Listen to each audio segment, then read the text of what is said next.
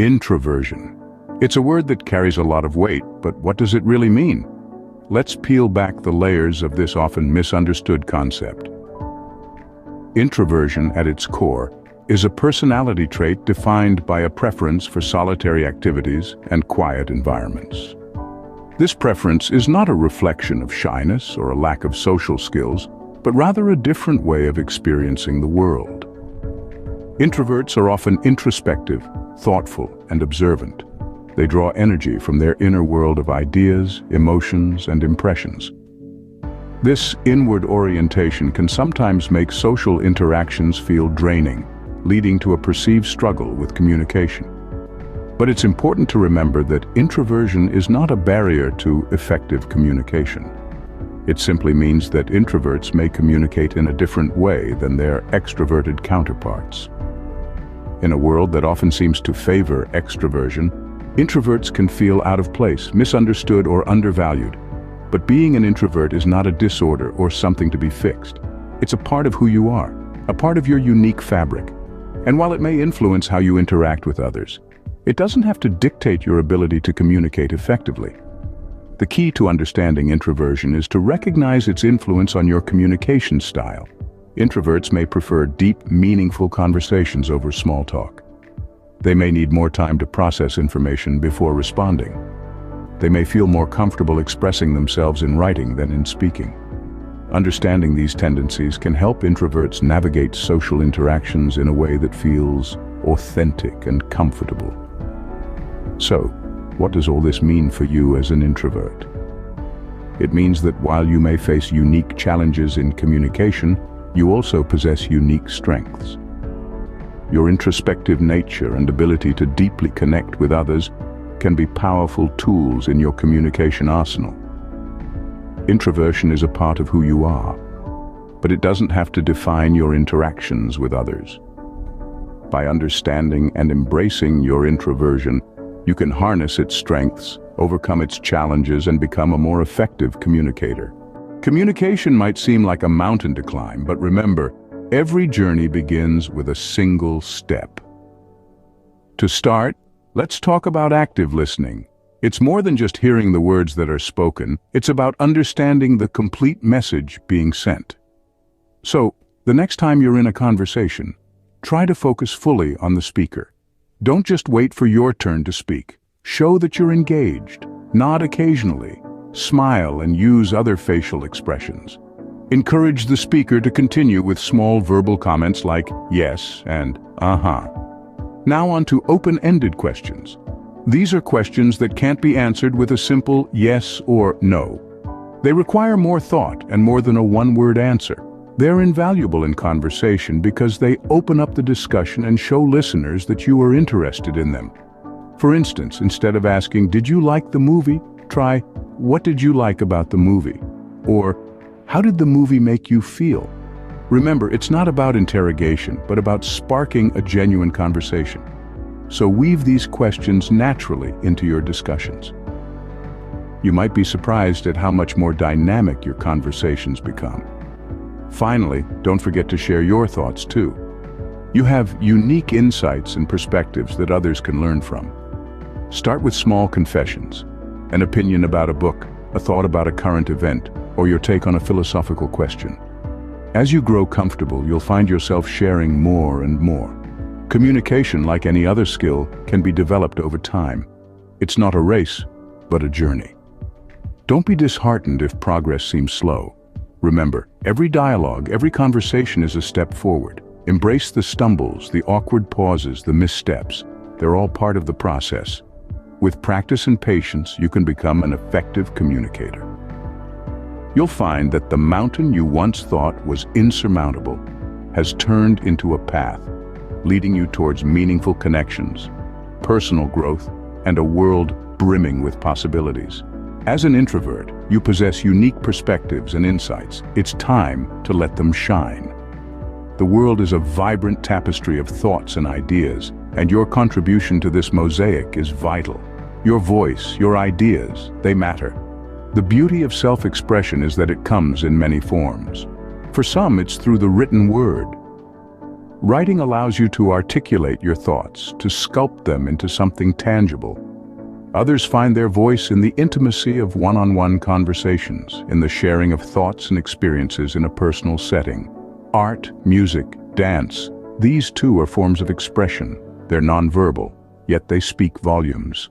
They tap into emotions, experiences, and perspectives that words sometimes fail to capture. Remember, your voice is unique, your insights valuable. Embrace your strengths, find your medium, and let your thoughts take flight. Your thoughts and ideas are valuable. Don't be afraid to share them. Shame can be a powerful deterrent, but it shouldn't hold you back. Shame, like a shadow, often follows introverts, casting a veil of doubt and discomfort over their attempts to express themselves. This invisible yet palpable weight can make the simple act of speaking up or sharing thoughts feel like a daunting task. Shame is not a reflection of your worth or abilities. Rather, it's a byproduct of fear of judgment, rejection, or misunderstanding. But here's the thing about fear. It thrives in the dark, in the unspoken, in the unacknowledged. When we start to shine a light on it, to name it, to confront it, it begins to lose its power. So, how do we start this process? It begins with acknowledgement. Acknowledge the shame, the fear, the discomfort. Recognize it for what it is, an emotion, a reaction, not a permanent state or an inherent flaw. It's okay to feel uncomfortable. It's okay to feel out of place. It's okay to feel, well, not okay. These feelings don't define you. They're simply part of your journey, part of your growth. Next, challenge your negative thoughts. This may feel like trying to catch smoke at first. These thoughts are quick, fleeting, and often go unnoticed. But with practice and patience, you can start to recognize them, question them, and ultimately change them. Ask yourself, is this thought based on fact or fear? Is this helping me or holding me back? These simple questions can help shift your perspective and challenge the narrative of shame. Finally, remember that it's okay to take self-expression one step at a time. You don't have to conquer the world in a day. A small step is still a step forward. Maybe today you share a thought in a meeting. Maybe tomorrow you start a conversation with a colleague. Maybe the day after, you stand up for yourself in a disagreement. Each step, no matter how small, is progress. Overcoming shame is a journey. But remember, you're not alone. We all experience shame in one form or another. The key is not to let it silence your voice or dull your shine. Remember, you are more than your fear. You are more than your shame. You are uniquely and wonderfully you. Introversion isn't all bad, but it's important to recognize how it can limit your opportunities. While the quiet introspection of introverted individuals often fosters a rich inner world, it can sometimes lead to a sense of isolation or missed opportunities in the outer world. This is particularly true in personal and professional settings where open communication and active participation are valued. Introversion can sometimes form a protective barrier, a comfort zone that feels safe and familiar. But venturing beyond this comfort zone can open up new prospects for growth and development. It can lead to meaningful connections with others, enhance understanding of different perspectives, and broaden your horizons in ways you might never have imagined. Remember, stepping out doesn't mean losing your introverted qualities. It means leveraging them to enrich your life experiences.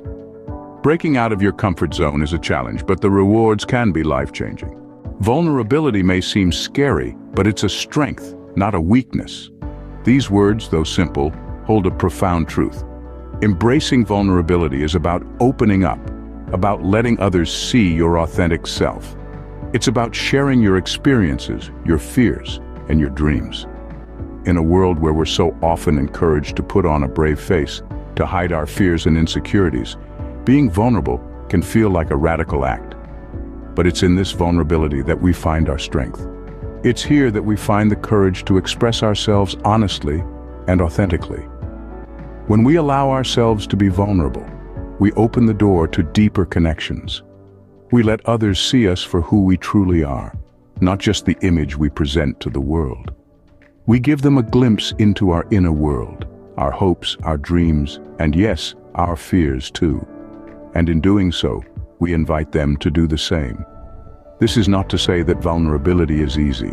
It can be a difficult path to tread, strewn with fear and uncertainty, but it is a path worth treading. For it is only when we allow ourselves to be vulnerable that we can truly connect with others, that we can truly be seen and understood.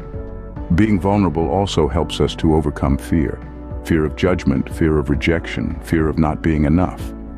When we share our experiences, our fears, and our dreams, we realize that these fears are often unfounded, that we are not alone in our experiences, in our fears, in our dreams, that we are in fact all human, all vulnerable, all beautifully flawed. So, let's embrace our vulnerability. Let's share our experiences, our fears, and our dreams. Let's open ourselves up to deeper connections, to authentic self-expression. Let's be brave enough to be vulnerable, for in vulnerability we find strength. Embrace your vulnerability. It's a part of who you are, and it's a part of being human.